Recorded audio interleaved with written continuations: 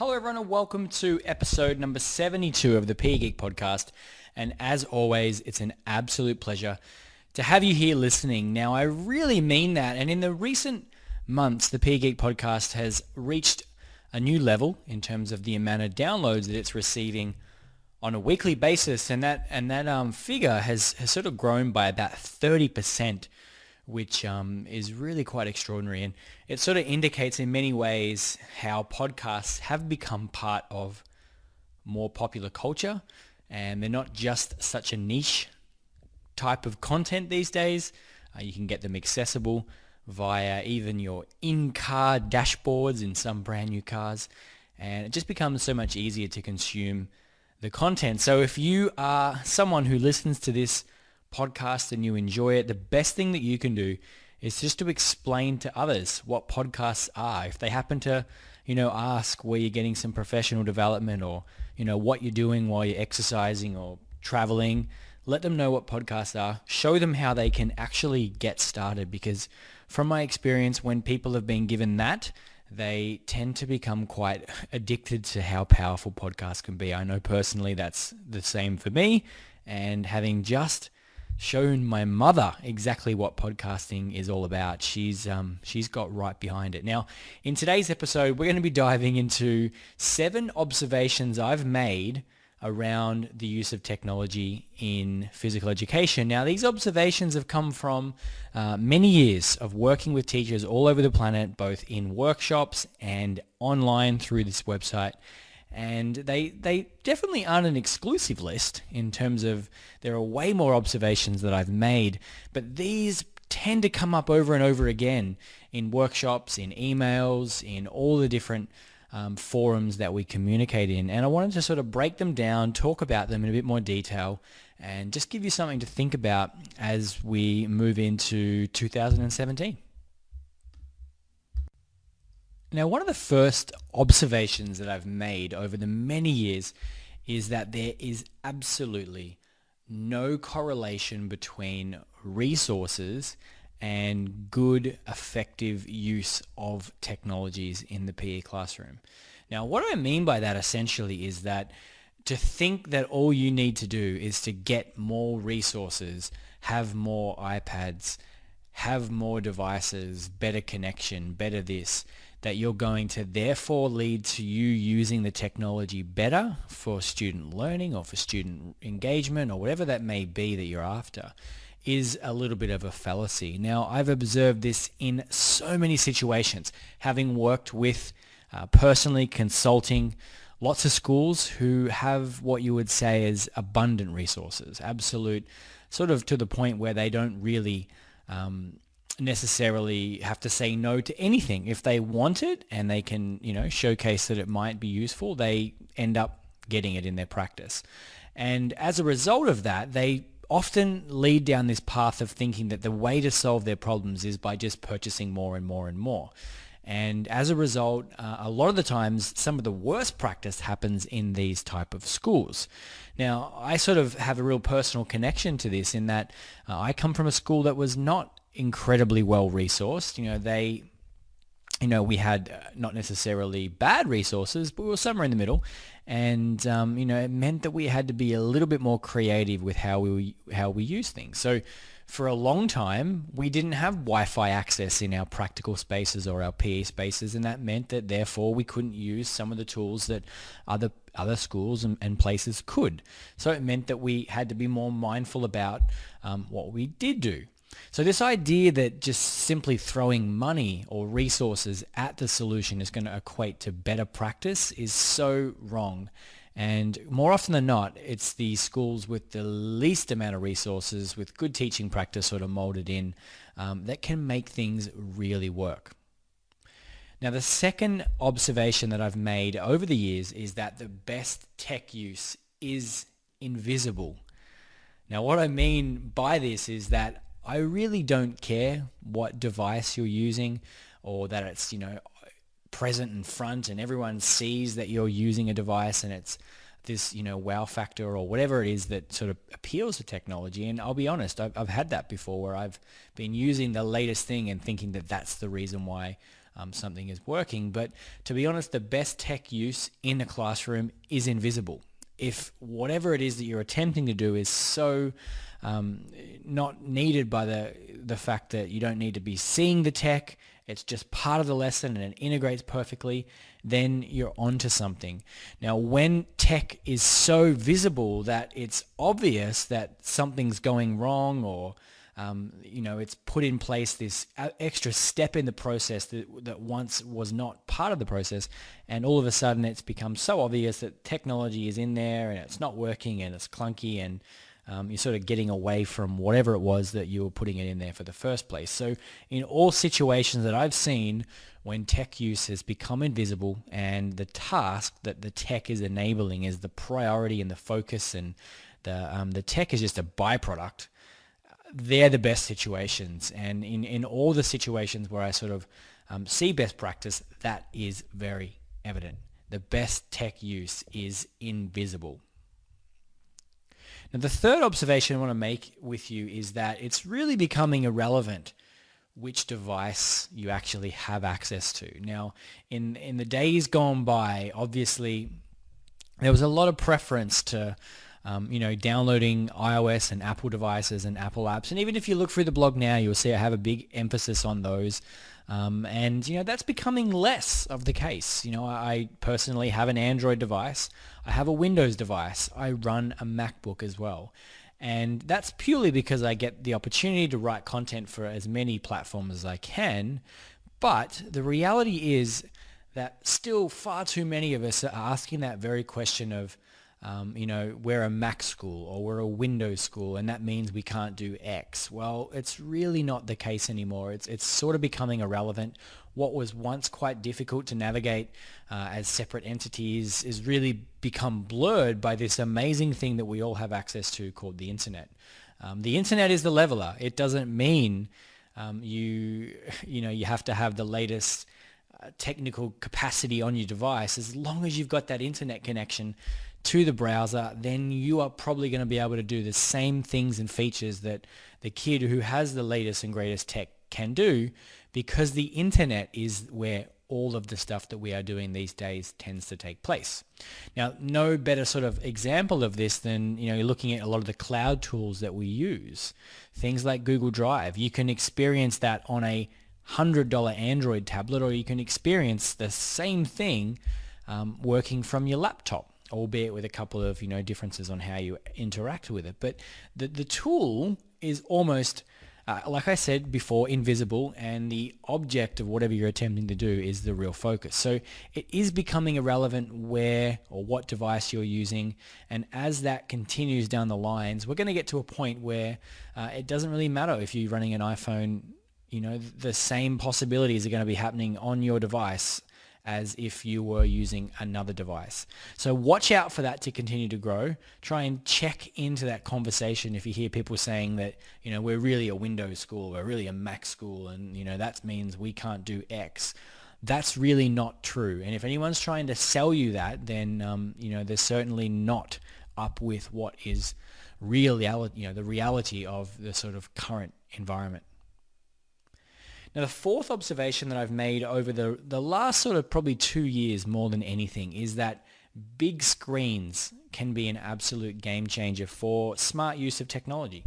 Now, you will have heard me blog about these a lot, dedicated episodes to them, but essentially a big screen, I mean having a projector or a large screen, TV or whatever it may be in your practical space so that students can be immersed in whatever it is that you're doing on your device at a larger scale. Now, I think the reason why this works so well is it changes this mindset about PE simply being roll the ball out and, make kids active. I think absolutely that's fundamentally what we do, but there's so much more to our profession than we think. So the more that the PE classroom moves into a classroom environment where deeper learning happens, where reflection happens, where some actual discussion happens, and we use that to craft these experiences that develop people who are physically literate and want to be active for life, the better. And I think the big screen environment really helps with that because we actually get the chance to craft learning experiences that aren't just one directional run until you can't run no more and jump and skip and whatever, but they are inclusive of other modes of instruction, which can be really quite powerful in a big screen setting. So I'm seeing a lot of schools and working with a lot of schools that are doing exactly that. They are getting big screens into their practice and working in ways to use tech to help deliver content in a more meaningful way. Now, the fifth observation that I've made over the years is that there are very much common challenges and triumphs that are happening on a global basis. Now, what I basically mean by that is that I cannot go to any country in the world and not hear the same types of issues, the same things that are working for schools. And I think that's both, reinforcing of many of the things that I believe to be quite powerful. They are seemingly quite powerful across other places and they transfer into other countries and so forth. And it sort of shares many of the same, things that we're attempting to do. But at the very same token, there are many of the same challenges. So, I go to countries all over the globe every year and I hear the same things. Things like we don't have access to X, or, our students are getting distracted by the use of these tools, and what are some of the different things that we can do to prevent that. These are all very similar across the planet. Now, in the next episode, you're going to hear in many ways some of the data that came from the 2016 World Tech and Phys Ed audit, which some of you may have participated in, and you're going to hear some of those common challenges that people face, and they are not pinpointed to specific countries. And I tend to get this type of email a lot where people say, hey, Jarrod, I want to go and visit a school or a country or a city. Who's using this stuff the best so that I can visit 3 or 4 or 5 places at once and, make the trip worthwhile? And I to be honest, I say, look around your own area. You're probably going to find very similar use of these things done in a good context as you would if you crossed the planet, crossed the country and went into a school. Because what I've noticed is that we are struggling with many of the same things, and many of the triumphs that are happening across the globe are also quite shared. Now, the sixth observation that I've made is that it is possible to clone yourself using technology. Now, I think this is quite powerful, and in many ways, a lot of you are teaching one to sort of many relationship where it's you and the students, and you're passing on information to them. They're reciprocating with that, and we go on, and we value this one-to-one opportunity where over the course of, let's say, an entire year, you may only get a handful of moments with students one-on-one. And if you added up those amount of times and extrapolated across the year, it's not a lot of time, that you've got individually to work with students. And that is, I believe, one of the massive assets that technology has, in that it is possible to clone yourself. So if you think about that initial, what tends to be happening in a PE setting where you've got instruction and a teacher standing at the front and they're sharing something, with tech we can make that a little bit more personal, so that the student gets to pick, or they get to watch a video, or they have some sort of deeper engagement in that conversation that initially is triggered, and then you as the teacher are almost freed up to walk around and assist one-on-one even more so, because the 80% of the students who have managed to grasp that concept through what was a video or another type of instruction delivered digitally, you've freed up that a mass amount of time so that you can now spend a little bit more time working with the remainder 20% that are probably going to result in needing further assistance, and you've now got more time to be able to do that. So I really do like to think of technology as being able to clone yourself. I think that's inherently one of its massive potentials. And I think if you can wrap good teaching practice around this, then you can do some pretty extraordinary things. I think we always talk about, wouldn't it be nice if we had more teachers or less smaller class sizes? Well, tech can help us be a little bit more efficient. And then that time that we do have with the student can be a little bit more valuable than it currently is. Now, the seventh observation that I've made is that tech can increase our student activity time. Now, I commonly hear that, or maybe a little bit more in the past, that if you're using technology, then it means that you are X, probably not going to be being active. And that may have been the case when laptops and desktops and lab type situations were the norm related to technology. But as we've evolved to mobile devices and as we've evolved to items such as Fitbits and Apple Watches or whatever it may be, this notion that tech is somewhat something that we do discreetly and can only happen when you've stopped and you're not active is probably not the case. Now, in terms of accessing and using things like Fitbit devices and so on, there's a lot of evidence to suggest that they've increased physical activity in students, in adults, etc. And the big reason is that data helps trigger more physical activity by being aware of it. So I don't believe that necessarily throwing out the conversation that if they're using tech, they're not active is accurate. But I also don't believe that just because you use tech, you're going to make kids more physically active. There's got to be good teaching wrapped around it. And there are a myriad of examples of people who have introduced tech and at the very same time, they've given more physical activity time. Now, I think the best example of this that comes to mind is using tech to help select teams in your class. Now, this may be something that you do every single week. And the traditional way to do it is to stand there and, assign students between different groups and so on. But with a tool such as TeamShake available for your iPhone or your Android device, you can instantly create teams that take into accountability levels and who should and shouldn't work together. And as a result, what was taking you 3 or 4 minutes has now taken you instant. And you can then spend that default time to get started. The other example is that, imagine your students are rolling into class after having been changed or just, coming from their previous class. And we know what it's like. They don't all get here at the same time. So you can use tech to get students instantly active with some sort of instant activity, say Swerkit or Fitness Blender or something along those lines where they're getting active straight away and the remainder of the students are coming in and you can be there present to deal with their situation and, check them off and, mark attendance and deal with their minor issues. And at the same time, the tech is augmenting some physical activity for the students that are already in the room. So I absolutely fundamentally believe that smart use of tech can increase student activity time when it's placed and wrapped around with good teaching.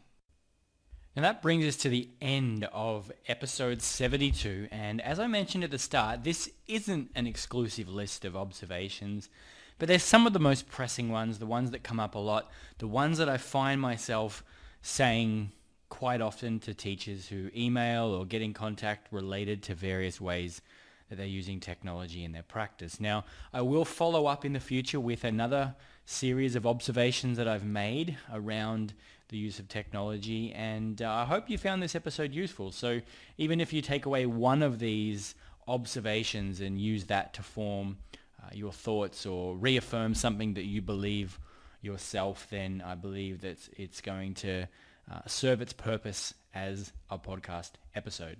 Now, in the next episode, we're going to be diving into the results from the 2016 World Tech and Phys Ed audit.